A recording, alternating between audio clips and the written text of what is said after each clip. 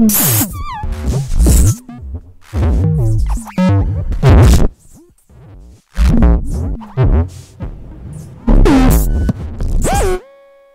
it going? Austin here, aka Only Ruin, and I'm gonna show you how to do some really weird MIDI stuff with your Analog Rhythm Mark II. I love the Analog Rhythm, and I think it's probably my favorite drum machine on the market right now. One of the main reasons I love it is because the MIDI implementation is super deep, and you can do all kinds of crazy stuff with it and assign nearly every parameter to a Midi Cc value and have a lot of fun with it. So I'm going to show you how to do this, and it's going to be totally useless. Like, there is no musical value to what I'm about to do. I will show you how I use it, and that kind of involves the Octatrack, which is just off screen right there. And there's few ways of doing it, but first I'm going to show you how to build a drum rack to control the rhythm. It's great. It's easy. This is the only useful thing you're going to get from this video, so cherish it. This is the complete product down here, bottom of your screen. I'm also going to assume in watching this video that you kind of understand how MIDI works, how Ableton works, and how the rhythm works, because otherwise, go watch some instructional videos or read a manual, which I would never suggest anyone actually do, but we will refer to the manual at least once in this video. Alright, so let's disable this and let's make a new one. I'm not actually going to make a new one because I've made this video like 10 times today, and it takes forever to make this particular drum rack. So I'm going to show you how to do it, but it's already done.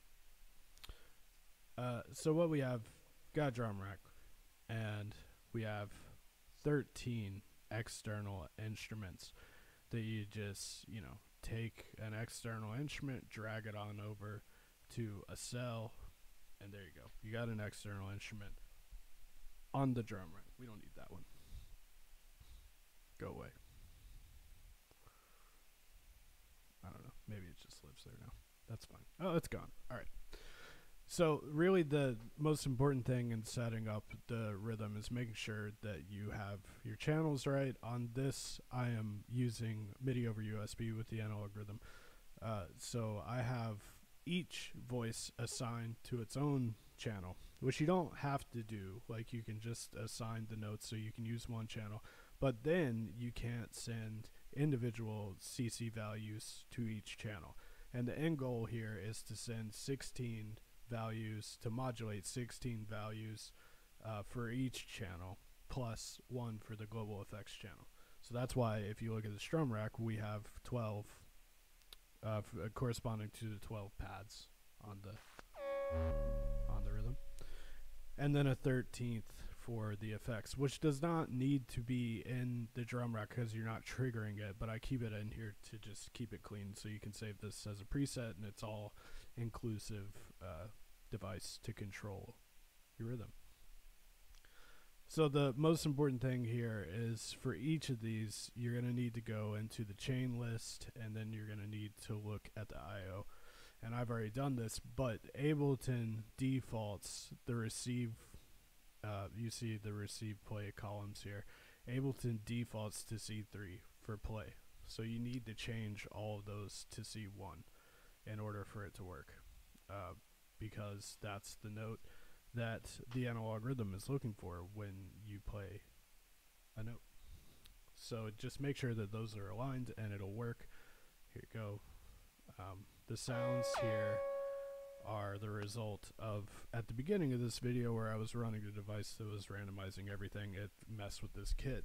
So let's go over to the rhythm and hit function play, and then load a new default kit. So now we have these nice kind of 909 sounds. Love it. Where's the clap on a 909? I can't remember. I sold my 909. I miss it. It's a good synth. Anyway, so now we have this set up. I did that before to save you the time of watching me do it. It was very boring. So now what we have to do is put our CC Manager device on. There are two devices that I'm going to use a bunch of times in this video. One of them is the device Randomizer, which is in the Ableton Max for Live pack. It's free. I use it all the time. It's a great source of random. And it's another thing worth noting that all of this is totally random.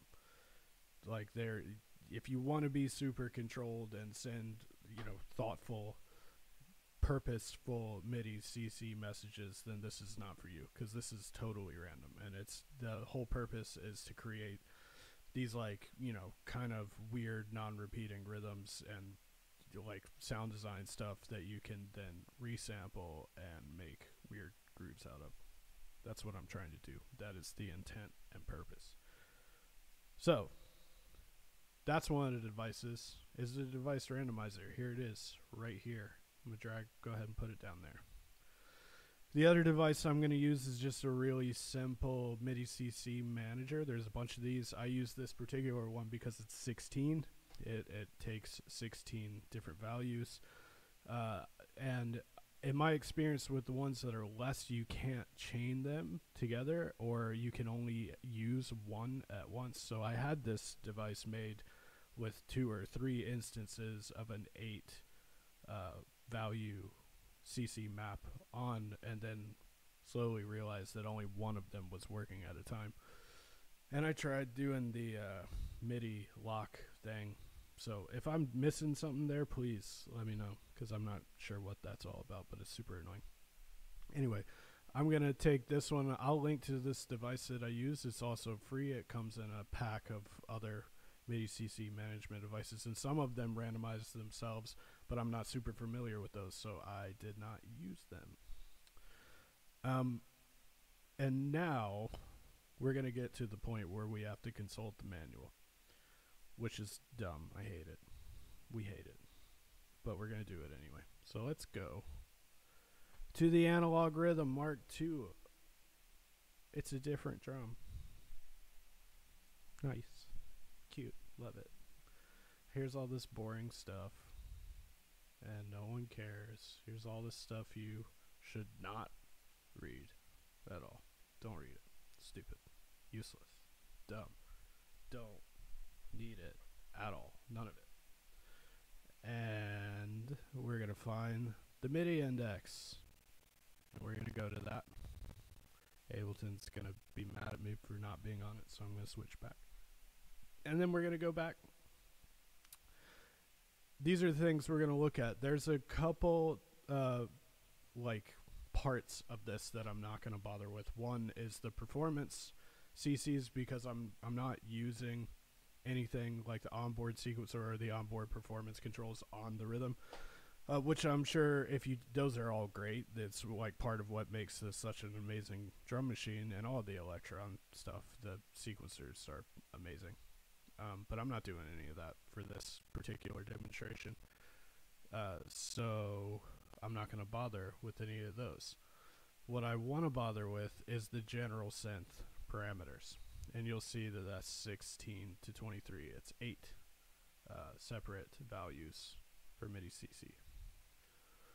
And, oops, if you go down to the individual machines, you'll see specifically what those parameters are, what they actually do. It's different per machine, and if you're not familiar with the analog rhythm kind of architecture, it's largely, from what I understand at least, and in my experience with the machine drum, it's largely based on the machine drum.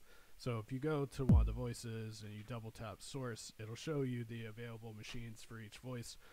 The different types of synths have different available voices, or machines, sorry, and the different machines have different available CC values, and they do different things. They're all pretty similar in terms of the value of the modulations available. Some of them, if you look at the list, have less. Some of the hats only have 4. I think the impulse only has 4. This one only has 3.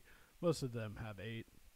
So I, just for kind of getting through this, I will just make a device that has 16 through 23, and then I'll copy that to each track. That's all I'm going to do.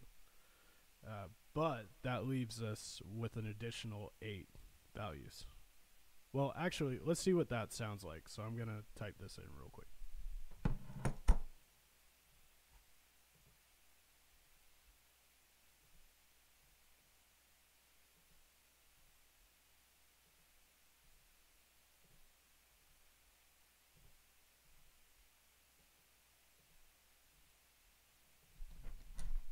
Okay, so this is just on the bass drum, and I'll go. This is kind of the most important thing with the device randomizer for sure, and this is really the step that's gonna stop from breaking your synth. You're not actually gonna break it, but it might freak out a little bit. I'll show you. So you want to go into the device randomizer. There's this little blue arrow to get into the edit menu, and then turn it, the smoothing, all the way down, because this is going to switch it from being a LFO essentially to being stepped, to like sample and hold. And then we're going to switch it to sync as well. The reason you want to do that, the smoothing, is because say you have smoothing on and you send a value of 1 and then a value of 127, it's going to play all of the values in between those. And especially if you're moving at, if it's synced and you're moving quarter notes, it's going to send way too many messages for your synth to handle, and it's probably going to bug out and, be mad at you. I've done that. The machine drum hates it. The machine drum hates it even if you don't turn smoothing off. The Nord drum can hang, although I broke my Nord drum doing this. But I think that was a program change thing. So don't worry, it's fine. I'll figure it out. I'll make a video about that one too, because it's fun. Anyway, now we're going to map this to the CC values. And this is just the bass drum, so I have a little sequence here that's just the bass drum. And we're going to hit play and see what it sounds like. Again, this is what it sounds like currently. Just a little 909 kick.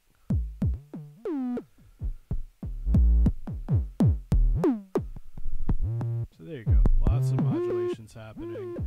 And you can see, well, you can't see, but on the analog rhythm menu, I can see that we're on the bass drum. Hard is the machine drum type, the machine type. So if we go to the manual, you can see these are the parameters that are being affected on that particular voice. Level, tune, decay, hold, sweep time, sweep depth, waveform, and transient tick. Cool. So now what we want to do is copy that, or actually, no, we want to send it more MIDI information, because why wouldn't we? So what's another set we can mess with? Being that for this demonstration purposes, we're only going to use 16 per voice, I'm going to go with the amp, which is going to affect the envelope for the amp and also the sends, like the delay and the reverbs and the panning. I am not going to use the delay send because I find that it kind of gets overwhelming and it just becomes this like big washed out delay sound that nobody wants to hear. So that being said, we're going to use attack, hold, decay, overdrive, reverb, send, and pan. So 78, 79, 80, 81, 83, and 10. We're going to do that right now.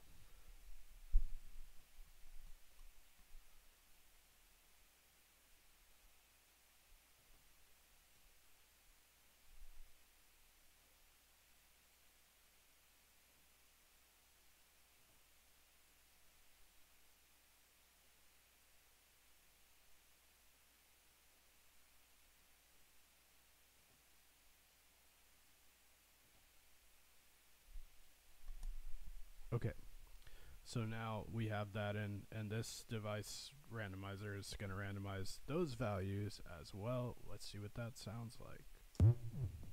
Oh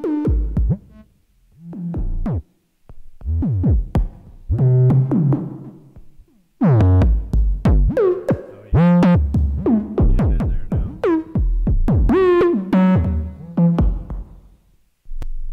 Yeah, dude, it's like Yin Yang Twins IDM. That's my shit. I don't know what I'm talking about. Like I said, I've tried to make this video like 10 times. So that's where we're at.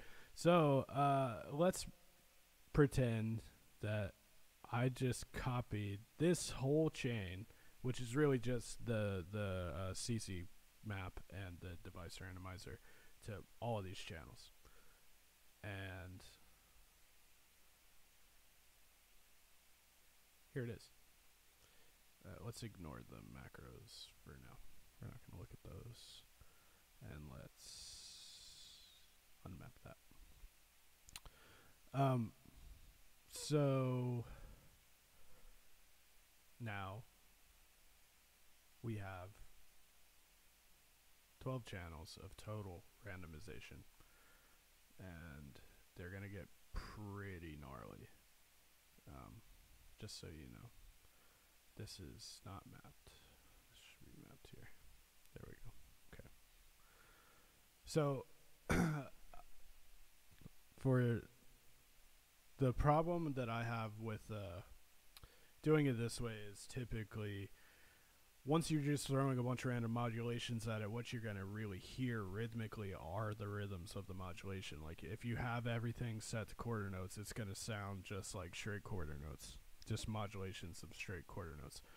So in order to avoid that, what I do is I set up macros. So I have 12 macros here, and for each one I'm going to map the division of the modulation from the device randomizer over here, and then we're going to randomize that. So I have another device randomizer up here, and it is randomizing. I'll map it. It's going to randomize the rhythm of the modulations, and yeah.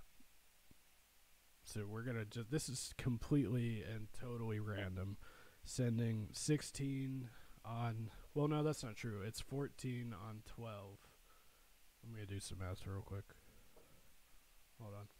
And by do some math, I'm going to say to my phone, what is 14 times 12 plus 16? It's 184. So we have 184 Midi Cc messages. What does it sound like?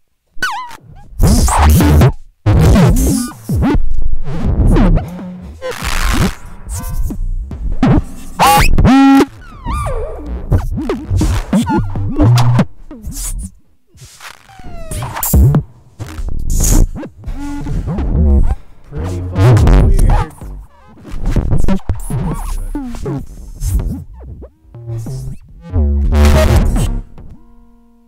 Good grief.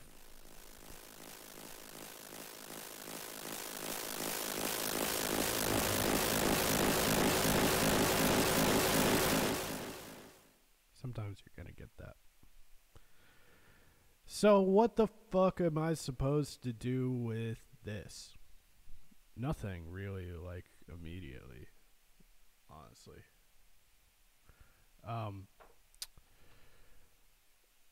But what is possible is to resample.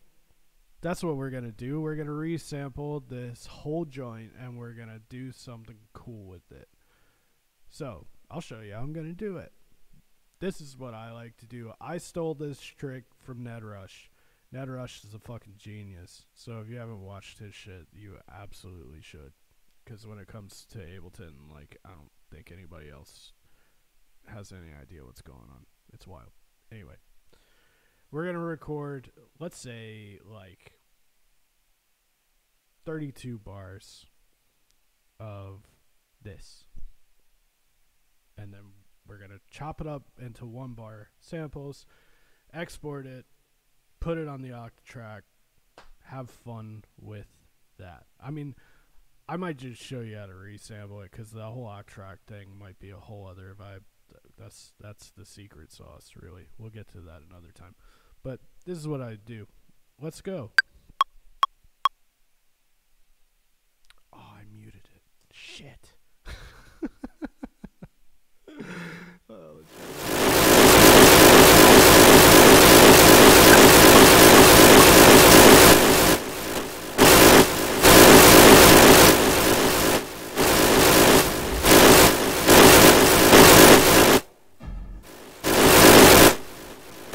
hold on. I might have actually accomplished the goal. Did I freak it out enough to restart it? Let's try. Sometimes you just gotta restart and, you know, see what happens. Alright, let's try this again. Let me delete these. But if the goal was to make my rhythm not function properly, mission accomplished, we did it. Let's try this again.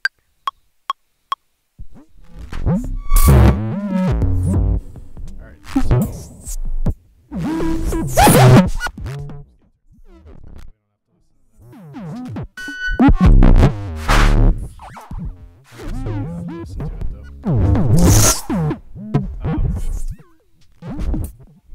but either way, oh, there we go. I can turn it. So we're looking in here. I got 14, 15 bars, going to 16. Let's do 32, and then I'll show you this neat little trick to bounce it that I stole from NetRush. Thanks, bro. So yeah, you're getting all these like weird random synth gestures, and when you start cutting them up into bars, they'll make all these weird grooves that you never would have thought of initially. So here, we're about to have 32 bars, and there we go. 32 bars. We're done. Alright. So now, look at this.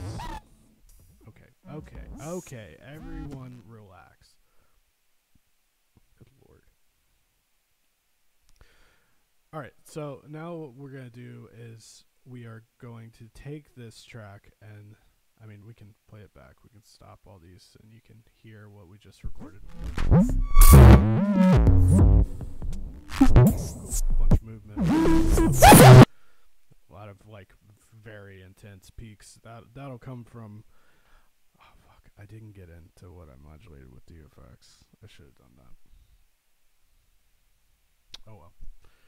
In the effects, I'm modulating the threshold and the stuff for the compressor. That's what gives you these like super intense moments of distortion. I am modulating the reverb and the compression in the effects chain on the global effects chain on the analog rhythm. That's what I'm doing. That's why it's like that. So anyway. Very, very clumsy, but we're trying it out. Let's see what happens. So anyway, we're gonna slice this to a new MIDI track, and we're gonna slice it to a sampler track. We're gonna do 1 bar. This is gonna give us 34 slices. Actually, let's just shorten it and make it 32. I'm always really bad at this. There we go. Cool. All right. So that's gonna cut off, but it'll be cool. Okay, so now we're gonna do that. Slice the MIDI track, switch it to sampler, and that's gonna give us 32 slices, and it's gonna do it because it's smart.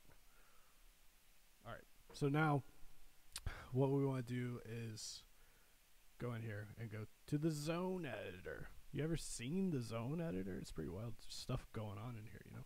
And we're gonna select all, and then we're gonna select all, and then we're going to crop sample, and it's gonna do it.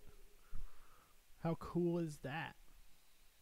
So now it's making individual samples out of each one of those, which is hugely powerful. And now this is where you can do whatever you want with these. So go to show in Finder. Here we are. There they are in Finder. And the way I would typically do this is, I wasn't ready for this bit. Let's extend this so we can see these. There we go. Okay, so you can order these by type. So the AIFs are what you want. The ASD are the ones, the Ableton version of these files, and then you can select. Hold on.